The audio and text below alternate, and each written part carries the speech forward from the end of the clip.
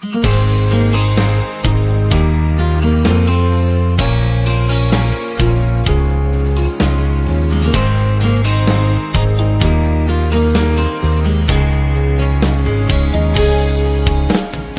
en chim lo pui moi mari ten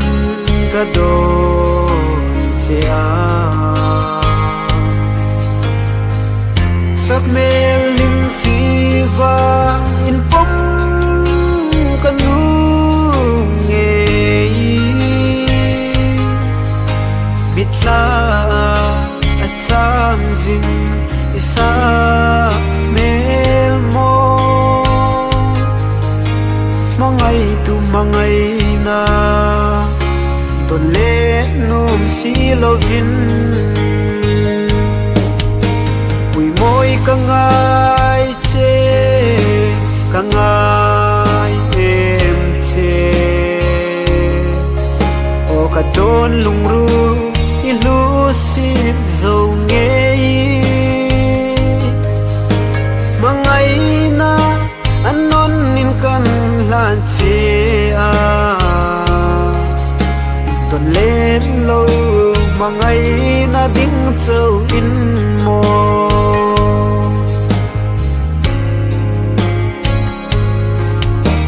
mari telai khum zola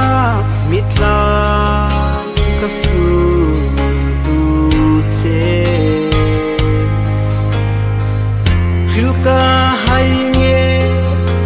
pui moi zun ngai reng hi kamangai na pom nu ve ella chu kadu thu sam kimin him em tang ka ti pui moi kangai che kangai em che o ka don lung ru ilu sip zo nge mangai na anon nin kan lan che a ton len lo mangai na ding châu in mo o ka sui lung reng dum zo nge mangai na kan lan non che patranga in be ding in pom zai rel tum ve tala pui moi kangai che kangai em che o ka don lung ru ilu sip zo nge